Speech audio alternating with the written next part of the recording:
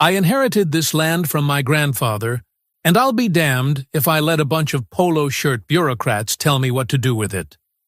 9 acres of rough Texas soil, iron-fenced and gated, sitting on a rise just east of town. There's a certain kind of peace you only get when your driveway is a quarter-mile long and ends with your name on a steel plate.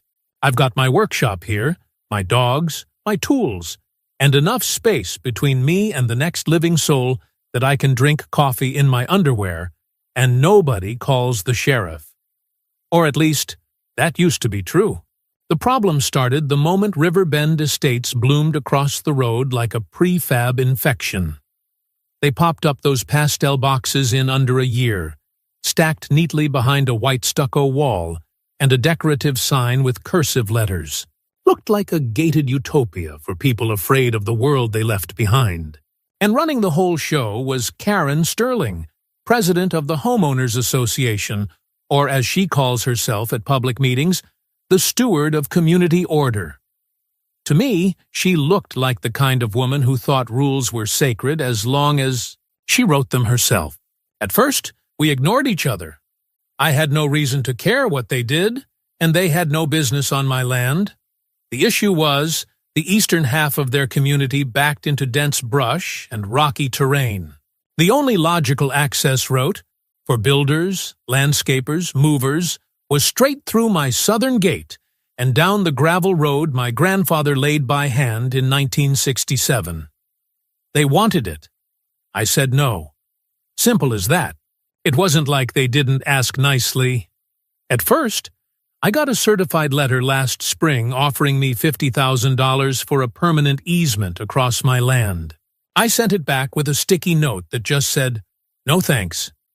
They sent a follow-up offering $75,000, then $100,000. The answer didn't change. What they didn't understand, what they still don't understand, is that I don't care about money. I care about control. And giving an inch to people like that means watching them build a highway across your spine. Then came the visit. It was just past 7 in the morning, the kind of early that smells like dew and diesel. I was checking the belts on a tractor out by the shed when I noticed a pair of high-vis vests by the gate. 2 guys standing next to a black Suburban, one with a clipboard, the other with a smug look like he knew something I didn't. I walked down, wiping my hands on a rag. Before I could ask anything, the one with the clipboard spoke. "Morning, sir. We're with Riverbend Community Logistics. We need temporary access through your gate, just for a few days. Some equipment deliveries." I raised an eyebrow. "This gate?" "Yes, sir," the other one chimed in. "Would save us a lot of time and hassle going around. We've got concrete trucks scheduled for Friday. Your route's the only direct access. It'd mean a lot to the community." I shook my head slowly. "This road isn't on your plans. It's not public. It's on my deed. You know that." "Just temporary," Clipboard insisted. "We can make it worth your while." I folded my arms. "I've already told Karen and your HOA that I'm not interested. This isn't a logistics problem. It's a boundaries problem." That's when the friendly tone evaporated. "You might regret that," Clipboard said quietly, flipping a page on his folder. "The HOA is exploring legal avenues for a temporary easement. Emergency access justification, community interest." I laughed once.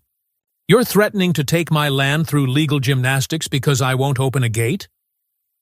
"No threats, sir," the other one said, suddenly formal. "Just outcomes. Nobody wants a drawn-out legal fight." "Well," I said, reaching into my vest pocket and pulling out my phone, "you're standing on private property without consent. That's trespassing. I'd say this conversation is over." I hit the speed dial for the sheriff's non-emergency line. The look on their faces turned just cold enough to tell me they weren't bluffing. They left before the deputy arrived, tires crunching like bones under that shiny Suburban. I gave the sheriff a report, just for the record. He nodded, unimpressed, and said something about overzealous suburban types. but I could see it in his eyes. He knew this wasn't the end. The next morning, I found HOA pamphlets wedged into my gate hinges and tucked into the mailbox, glossy paper accusing me of endangering public safety and blocking infrastructure development.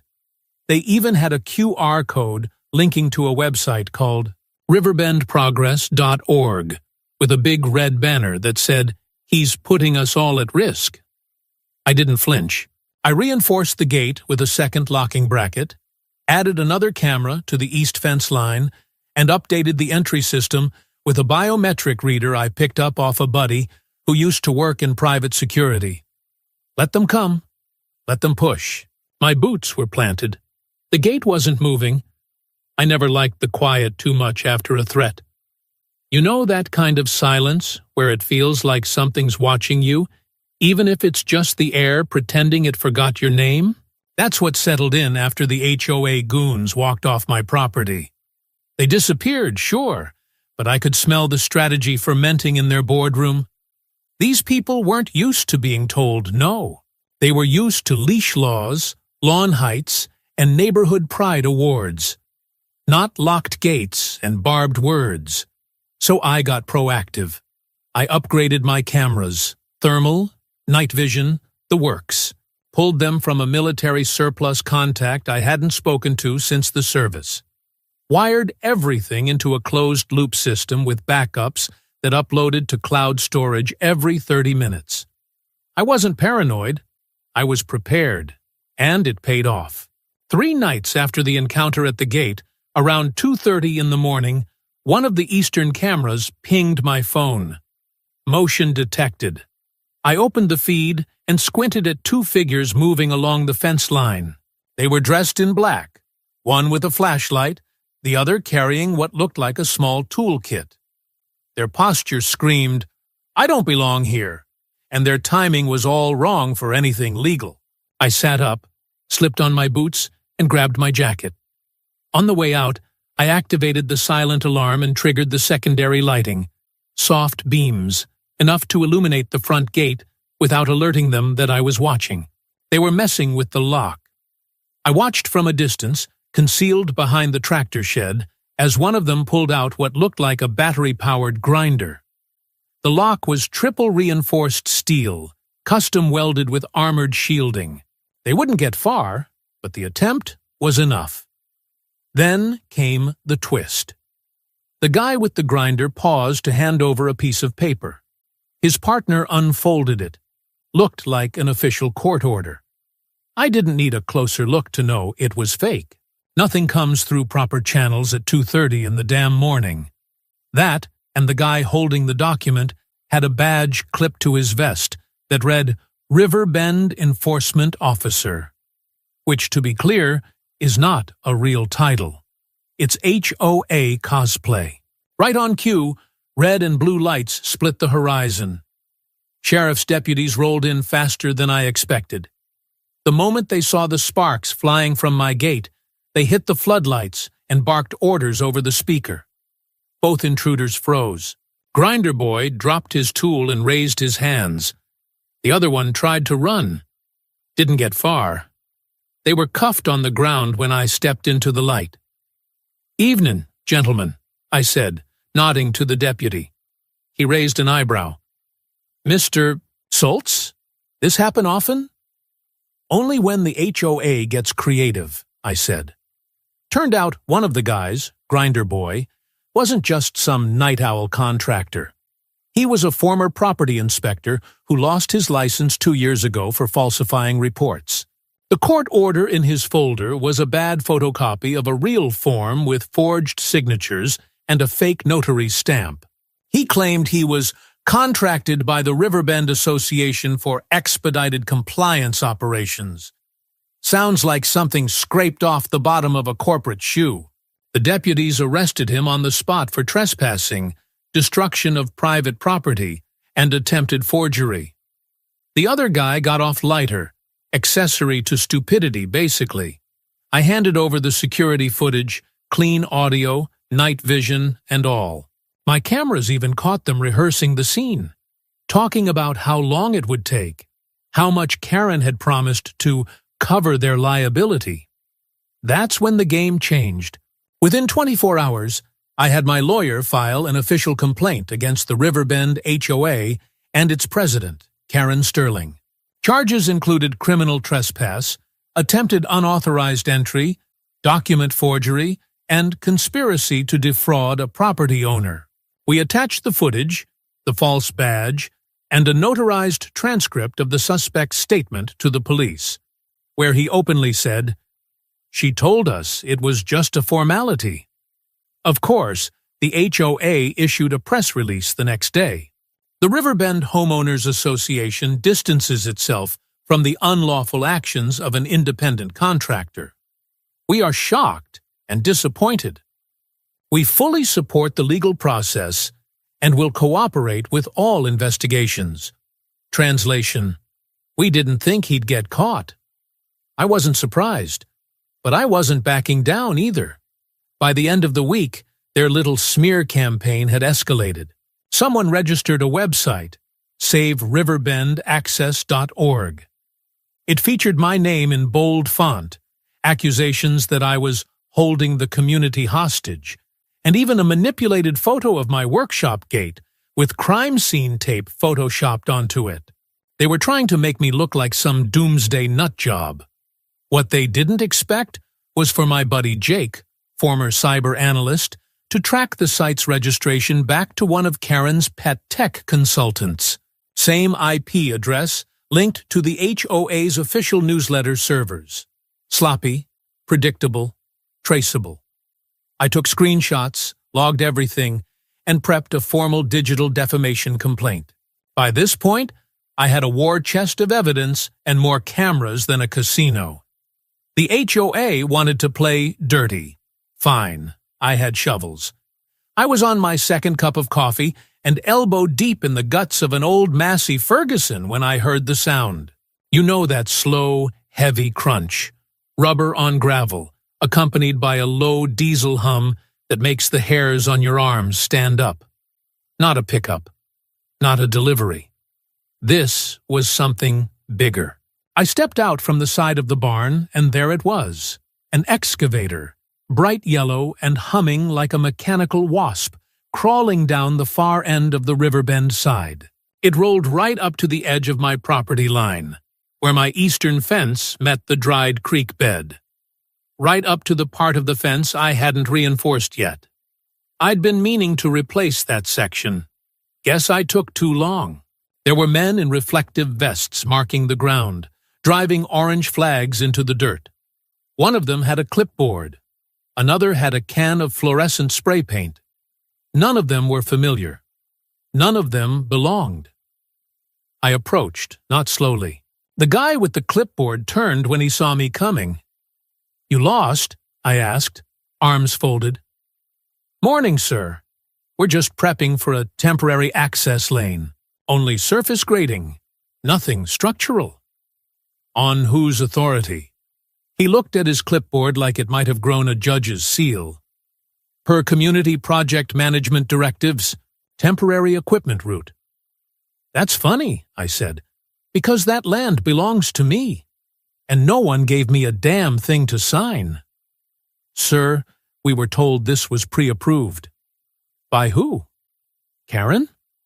The guy shifted on his feet. "I don't know any Karen." "Bullshit."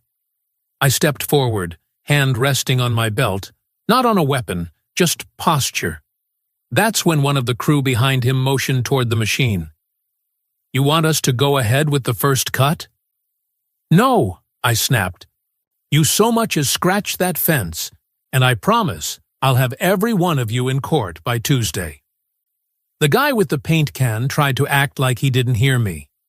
He knelt and sprayed a bright orange X on the ground, right at the post line. My post. That was it. I didn't yell. I didn't get dramatic. I pulled out my phone and called the sheriff again. Then I called the county zoning office and demanded to speak with the inspector. While I waited, I filmed everything. The excavator idling, the flags, the paint, the crew. When the deputy arrived, I handed over the footage and walked him to the flagged area. He raised an eyebrow. These guys got a permit? Nope. Survey markers? Nope. The county inspector showed up 45 minutes later and confirmed it. No permits, no submitted plans, no authorization to disturb the ground. It was as illegal as a Sunday moonshine still. The workers backed off pretty quick once badges started flashing. But the damage was done. Not physical, but procedural. This wasn't just trespass. This was a coordinated attempt to push my boundaries under the radar. But it got better. That afternoon, my lawyer got word from the courthouse. The Riverbend HOA had filed an official motion with the district court requesting a temporary easement on my property. Their claim?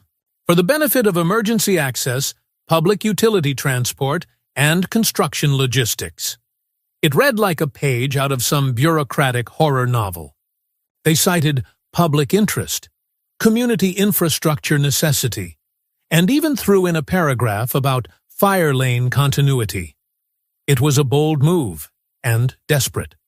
I didn't wait. I sent my lawyer everything.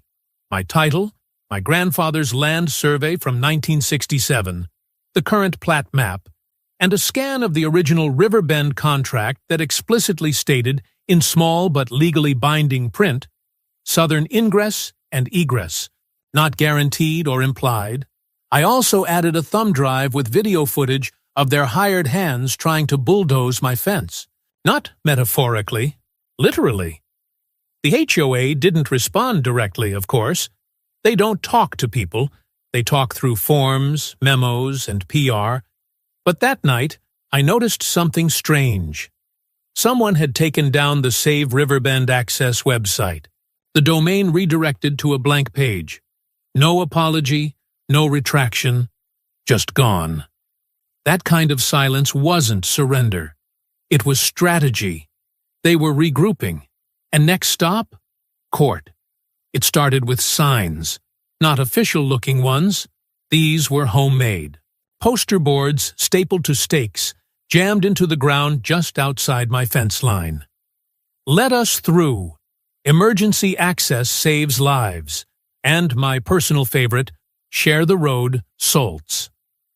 They popped up overnight like weeds after a rainstorm.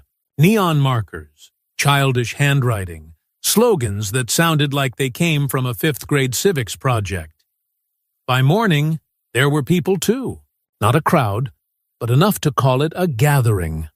A dozen or so residents from Riverbend, all gathered at the edge of my property. They stood just far enough back to avoid trespassing charges, holding signs, drinking coffee from thermoses, waving at passing cars like this was some kind of local protest worth honking for. I watched them from the edge of my workshop, arms crossed, chewing a piece of jerky like it was a cigar. Part of me wanted to laugh. This wasn't Washington. This was rural Texas. But then again, the HOA wasn't interested in comedy. They were interested in optics.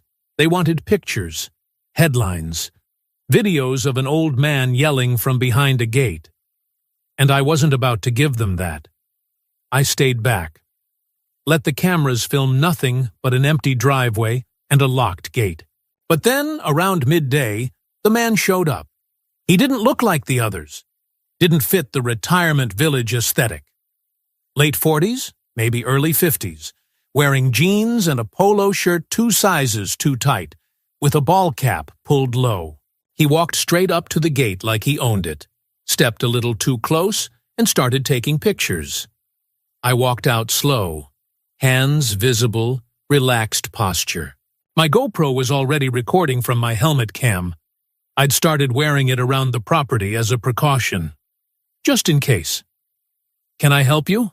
I asked.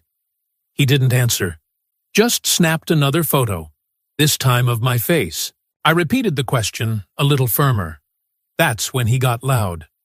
"You, the land grabber?" he shouted. "The guy who won't let ambulances through? The guy blocking progress for the whole damn neighborhood?" I didn't move. "This is private property. You're on the easement line. Step back." He stepped closer instead. What are you hiding behind those fences, huh? Meth lab? Illegal workshop? Just a bitter old vet with a bunker full of paranoia? I let him talk. The camera was still rolling. Then he took a swing. Not a real punch, more like a theatrical swipe at my shoulder. His fingers barely brushed my jacket, but the man dropped to the ground like I'd hit him with a 2x4. He started hollering, clutching his face, shouting, "He hit me! He attacked me! Call the cops!" The crowd rushed over. Phones came out. One woman gasped and shouted, "Oh my God, did you see that?" Another said, "That's assault." I didn't say a word, just stood there and tapped the side of my helmet cam. A little red light blinked right above my right eye. The sheriff arrived less than 10 minutes later. Same deputy as before. Miller, young guy with a cool head. He started asking questions. The victim kept up the act, holding a tissue to his nose even though there wasn't a drop of blood. Said I attacked him without provocation. "Want to press charges?" the deputy asked him. "Damn right I do," the guy spat. "He assaulted me on camera." "Great," I said. "Let's take a look." I handed over the memory card from my GoPro and offered to pull the footage from my gate camera too, just for good measure. The deputy watched the video on his patrol tablet, silent. Then he replayed it, slower. The man wasn't touched, not even grazed. And just before he threw himself to the dirt, he looked around like he was checking to make sure someone was watching. Deputy Miller sighed. "Sir, you want to change your statement?" The man hesitated, then shrugged.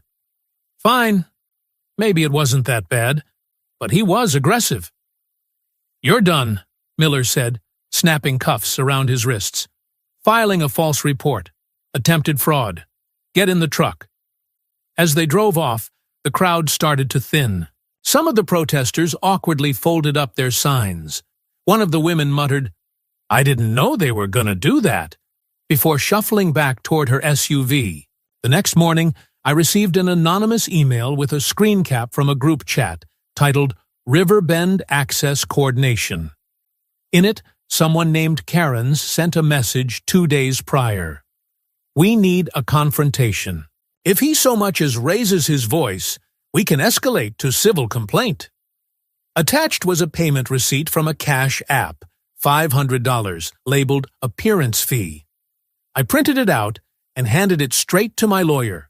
They thought they could provoke me into overreacting, but they didn't realize the difference between aggression and control. They came to throw a punch. I came with a camera.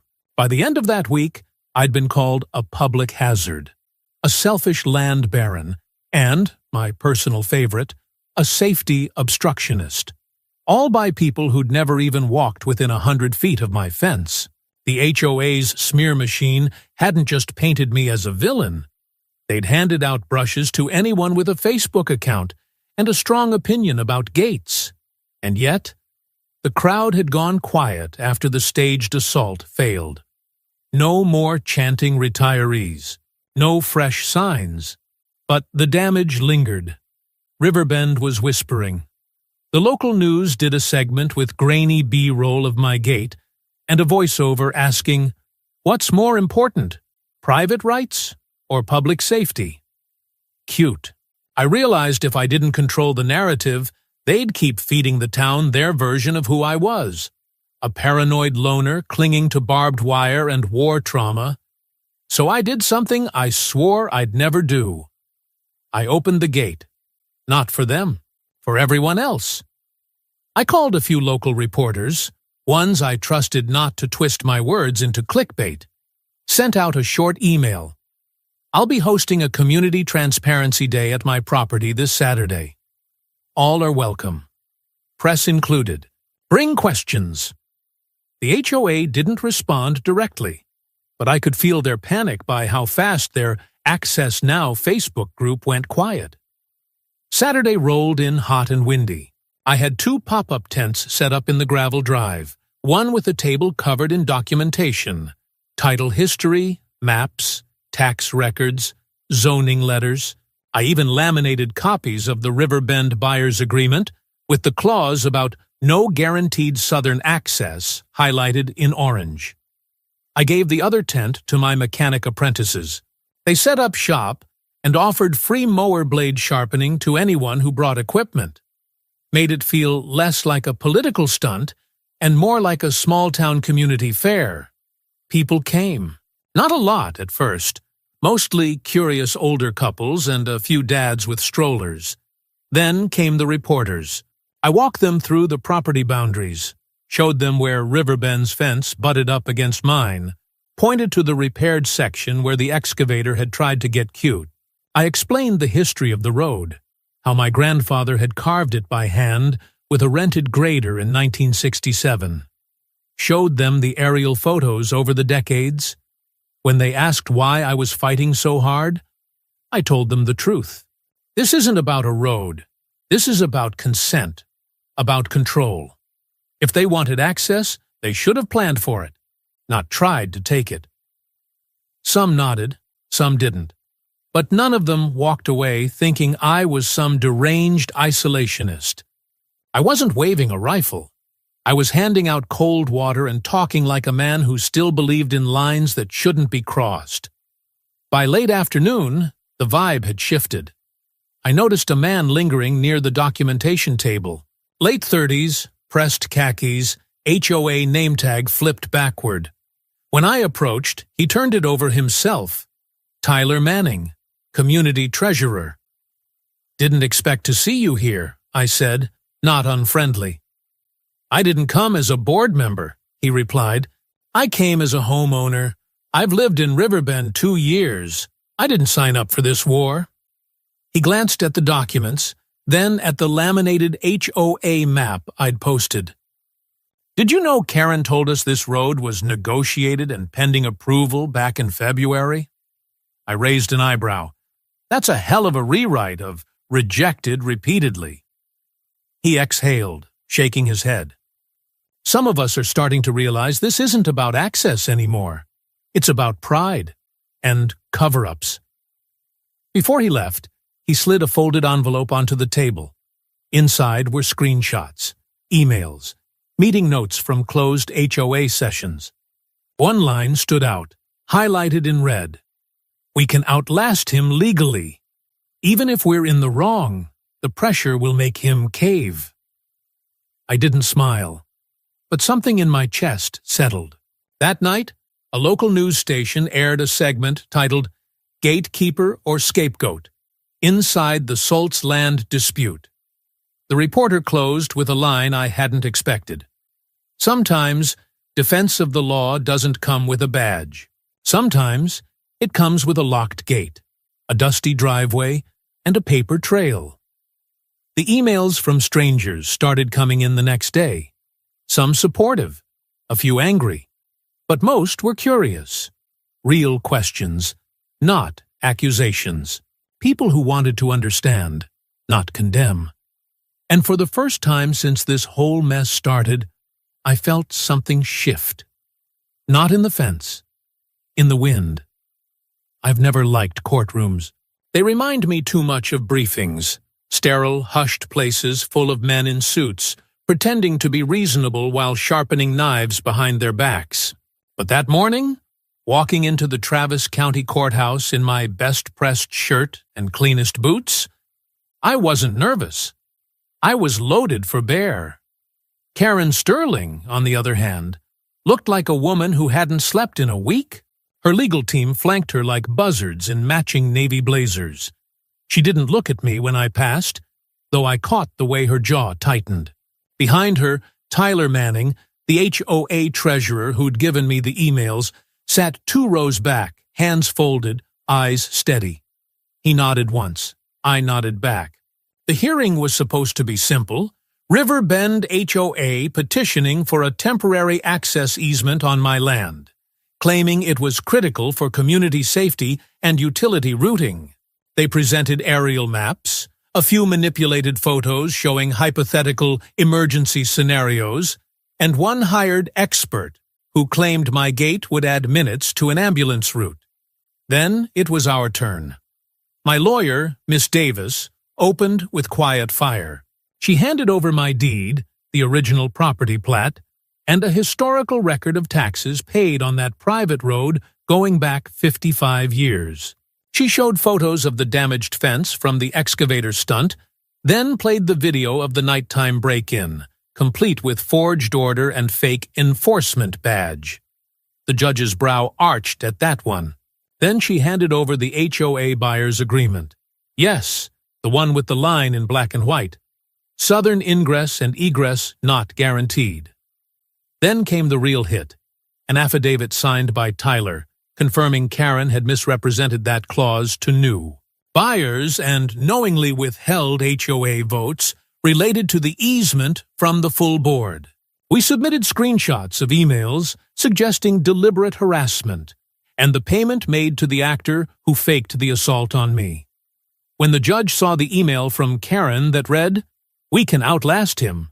He'll fold when the heat gets high enough," she leaned back and exhaled through her nose. That's the legal equivalent of a thunderclap. Karen's lawyer tried to argue that none of it mattered, that the HOA still had a civic right to emergency access, but the judge didn't buy it. She ruled that the HOA had no legal entitlement to my land, temporary or otherwise. Their actions constituted coordinated harassment, with elements of fraud, document tampering, and incitement. The request for easement was denied with prejudice. Then, unexpectedly, the judge referred the entire case to the district attorney's office for review of potential criminal charges against Karen and unnamed members of the HOA board. As we walked out, one of the younger board members trailed after me in the hallway.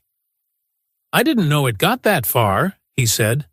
"We just thought we were being persistent." I looked him in the eye. There's a line between persistence and siege warfare. Your boss crossed it.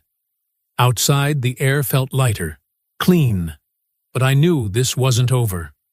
Not yet. You'd think after the court ruling, they'd crawl back into their HOA meeting room and lick their wounds. But not Karen. 2 days later, the news broke like a shotgun blast.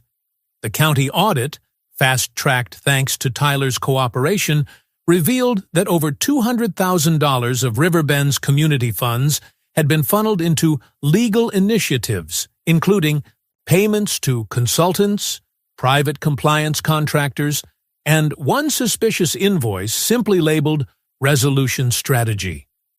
More than half of those expenses traced back to her direct authorization. No vote, no notice, no paper trail that couldn't be, unraveled with a black light and a little curiosity. Several residents, including a few who'd waved signs outside my fence weeks earlier, filed formal complaints. Within 48 hours, Karen Sterling was placed under investigation for fraud, conspiracy to commit trespass, and misappropriation of HOA funds. She was arrested at her home 3 days later. They showed it on the news. Her in cuffs, her manicured hand covering her face as the HOA sign behind her fluttered in the breeze. Not the ending she planned, I imagine. Riverbend's HOA was stripped of its license 2 weeks after that. The state appointed a temporary overseer until a new board could be elected. Tyler, to no one's surprise, declined the nomination. As for me, I poured fresh concrete along the eastern edge of the fence, set in anchor-grade steel bollards that looked like they could stop a tank. I added solar lights, security beacons, and a hand-painted sign right at the gate. No trespassing. Private land. Trespassers will be prosecuted. HOA is not the law. A local metal shop even made me a second version, with gold trim and a little smug glint. People still stop by sometimes. Neighbors I hadn't met before. Some bring pie. Others bring questions. Most just say, "Sorry we believed them." I don't hold grudges, but my gate stays closed.